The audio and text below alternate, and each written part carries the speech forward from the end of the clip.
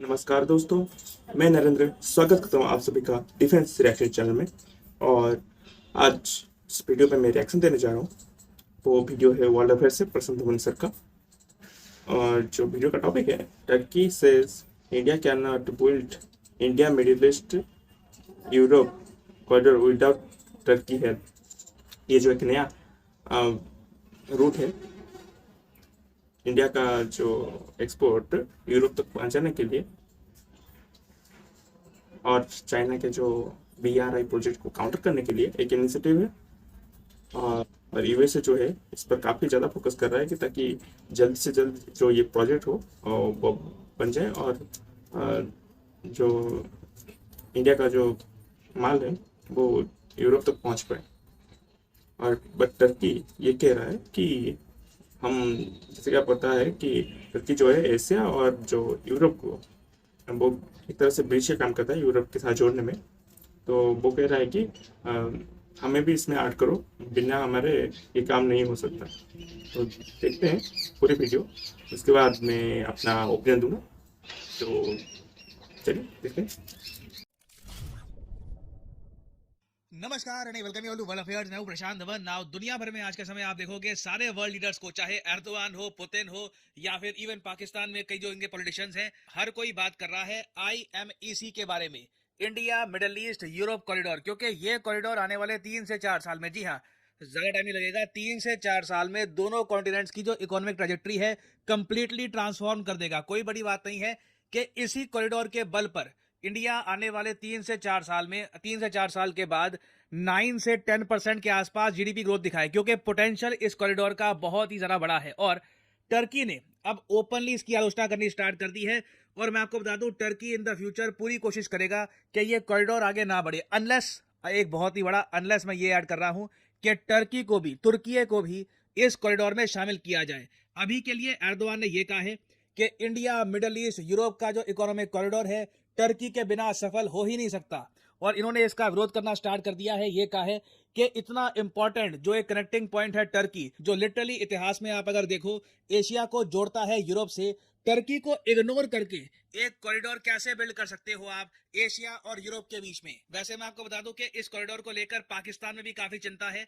इनके कई farmer diplomats लिख चुके हैं कि ये कॉरिडोर फेल हो जाएगा, ये सक्सेसफुल नहीं हो सकता, क्योंकि पाकिस्तान में एक जेन्युइन फियर है कि इंडिया की इकोनॉमिक माइट ऑलरेडी इतनी स्ट्रांग है, अब इस कॉरिडोर के बनने के बाद इंडिया कहीं और ही पहुंच जाएगा इकोनॉमिकली। तो इस वीडियो में हम डिस्कस करेंगे कि टर्की इस कॉरिडोर का विरोध क्यों कर रहा है, इसका रीजन क्या है, बहुत कुछ यहाँ पे आपको जानने को मिलेगा। मगर आगे बढ़ने से पहले आपसे क्वेश्चन पूछूंगा। क्वेश्चन ये है कि हाल ही में किस बड़े देश ने $2 बिलियन की प्लेज करी है to the green climate fund. India लंबे समय से कह रहा है विकसित कंट्रीज को कि जो UN का ग्रीन क्लाइमेट फंड है यहाँ पर पैसे दीजिए, और एक बड़े देश ने हाल ही में $2 बिलियन की यहाँ पे फंडिंग स्टार्ट कर दी है। ये हाल ही में बनी थी एक बड़ी न्यूज। ये है यहाँ पे आपकी ऑप्शंस, USA, रशिया, जापान या UK। कमेंट सेक्शन में करिए उत्तर, सही आंसर आपको मिलेगा वीडियो के अंत में। अच्छा, पहली बात तो ये समझ लो, इवन दो जो बाइडेन आज के समय खुद पर्सनली ये India middle east Europe corridor को काफी प्रमोट कर रहे हैं, मगर जो एक्चुअल ब्रेन था ना इस कॉरिडोर के पीछे के ये रूट चुनेंगे इस तरीके से, ये जो देश है इंडिया,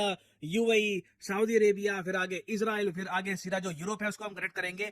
ये जो आइडिया था ना, ये था अजीत डोभाल का। अजीत डोभाल इंडिया के नेशनल सिक्योरिटी एडवाइजर। इन्होंने काफी सारी मीटिंग्स अटेंड करी I2U2 के अंडर। I2U2 आपको पता होगा एक क्वाड ग्रुप है जिसमें 4 देश आपको मिलेंगे, इंडिया, इजराइल, UAE और USA। तो इनकी जो मीटिंग हुई थी ना 2 साल पहले, एक्चुअली मुझे याद है पिछले 2 साल से लगातार ऐसे आर्टिकल्स पब्लिश हो रहे थे कि जो नेशनल सिक्योरिटी एडवाइजर है अजीत डोभाल साहब, ये सीक्रेटली बात कर रहे हैं सऊदी अरेबिया से, ताकि एक ऐसा कॉरिडोर बिल्ड किया जा सके जो चाइना को काउंटर करे। क्योंकि चाइना का जो बेल्ट एंड रोड इनिशिएटिव आप देखोगे ना, उसमें जो मेन इनकी सिल्क रोड इकोनॉमिक बेल्ट है, जो इस तरीके से चाइना से स्टार्ट होती है, जो सेंट्रल एशियाई देश है उनसे गुजरती है, फिर ईरान पहुंचती है, फिर जाती है ये बेल्ट सीधा टर्की में, इस्तांबुल को कनेक्ट करती है ये, आगे रशिया से, मॉस्को से, फिर मॉस्को से बाकी यूरोप में। अभी के लिए जो ये इकोनॉमिक बेल्ट है इसको चोट वैसे ही लग चुकी है, क्योंकि ये वाला जो पार्ट था ना कि इस्तांबुल से मॉस्को फिर यूरोप, ये वैसे ही पॉसिबल हो नहीं पाएगा, क्योंकि रशिया के रिलेशंस यूरोप के साथ बहुत ज्यादा खराब हो चुके हैं। मोस्ट प्रोबेबली चाइना सीधा इस्तांबुल को डायरेक्टली यूरोप से कनेक्ट करने की कोशिश करेगा, बट अब ये भी पॉसिबल नहीं लग रहा। रीजन इसका यही है कि जो India middle east Europe corridor है ना, वो इतना सिंपल और इतना इफेक्टिव है कि टर्की की आपको जरूरत ही नहीं है। टर्की को बिल्कुल आप इग्नोर करके आगे कनेक्ट कर सकते हो सीधा इंडिया को यूरोप से। और साफ लग रहा है कि इस प्लान के पीछे ना अजीत डोभाल साहब का माइंड होगा कि टर्की को बिल्कुल हम इक्वेशन से निकाल देते हैं। जो काम हिस्टोरिकली टर्की किया करता था, अब वो काम इजराइल करेगा। इजराइल से सीधा यूरोप की कनेक्टिविटी बनाई जाएगी, ना कि टर्की से। और अब आप समझ गए होंगे कि टर्की ये जो नया प्लान है इंडिया मिडिल ईस्ट यूरोप का जो कॉरिडोर है, इसको लेकर इतना नर्वस क्यों है।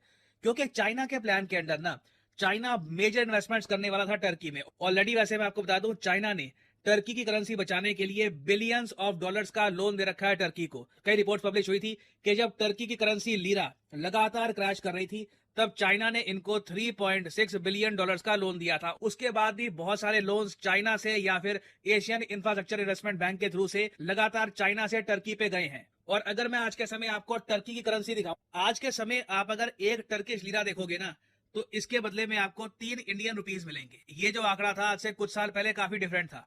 आप अगर 2019 के आसपास जाओ ना, तो एक लीरा के बदले मिलते थे 12 या 13 इंडियन रुपीस। जी हाँ, 2019 में 4 साल के अंदर अंदर हमने ये देखा है कि लीरा की इतनी गिरावट हो गई है कि ऑलमोस्ट अब ये इंडियन रुपी के आसपास आ चुका है। और मैं आपको ये बता दूं, अगर बेल्ट एंड रोड इनिशिएटिव के लालच में चाइना टर्की को सपोर्ट ना करे, टर्की को लोन्स ना दे, टर्की को इकोनॉमिक हेल्प ना दे, आराम से टर्किश लीरा रुपी के भी नीचे गिरेगा। It can very much happen. आज के समय टर्की की जो इकोनॉमी है उसको स्टेबलाइज करने में चाइना का एक क्रिटिकल रोल है। और अब आप सोच कर देखो, एक बहुत ही बेसिक मैं यहाँ पे बात करूंगा। जब चाइना को एक बात समझ आ जाएगी कि यूएस, मिडिल ईस्ट और यूरोप के पूरे जोर के बाद, ऑफ कोर्स इंडिया का भी यहाँ पर रोल है, इन सब रीजन्स के जोर के बाद ये IMEC बनेगा मेन कॉरिडोर।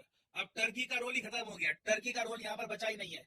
तो उस केस में चाइना टर्की की हेल्प क्यों करेगा? तो टर्की इसी बात को लेकर काफी हद तक चिंतित है कि ना ये बेल्ट एंड रोड इनिशिएटिव के इंपॉर्टेंट प्लेयर रहेंगे, ना इन्हें यूएस इंडिया का जो ये नया प्लान है India middle east Europe corridor, इसमें शामिल किया जाएगा। तो इनकी जो करेंसी है इन द फ्यूचर, ये बहुत ज्यादा क्रैश करेगी। और टर्की की जो इंपॉर्टेंस है as a geopolitically connecting power, basically Turkey connect ही करता है यूरोप को एशिया से, ये भी बिल्कुल खत्म हो जाएगी। और अगेन यहाँ पर मैं एक बात ये भी बोलूंगा कि ये अज्यूम मत कर लेना कि IMEC को बहुत ज्यादा हाइप करके बताया जा रहा है। जो बाइडन ने खुद जब IMEC के बारे में बात करी, इस कॉरिडोर के बारे में बात करी, उन्होंने ये कहा था कि ये जो कॉरिडोर है ना, ये एक ऐसे टाइम में हम बना रहे हैं when the world stands at an inflection point in history. ये जो नया एग्रीमेंट है ना, ये हिस्टोरिक इन नेचर है, जिसमें हम दोनों कॉन्टिनेंट्स को जोड़ देंगे। और यूएस कंप्लीटली इसको बैक कर रहा है, यूएस कंपनीज बैक कर रही है, चाइना से डीकपलिंग हो रही है, इंडिया में मैन्युफैक्चरिंग शिफ्ट की जा रही है।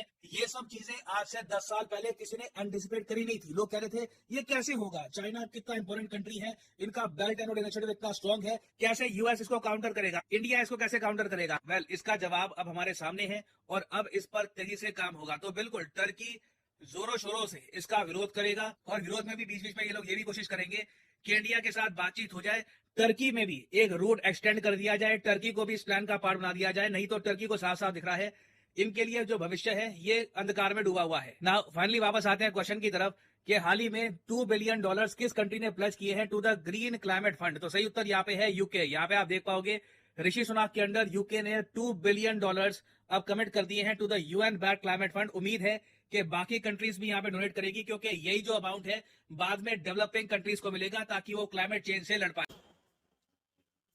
तो दोस्तों, वीडियो जो खत्म। और जैसा कि सिंधमन सर ने कहा कि इससे जो नया ट्रेडिंग रूट है, इससे जो टर्की को है काफ़ी ज़्यादा घाटा होने वाला है, क्योंकि उसकी कनेक्टिविटी की कोई ज़रूरत नहीं पड़ेगी।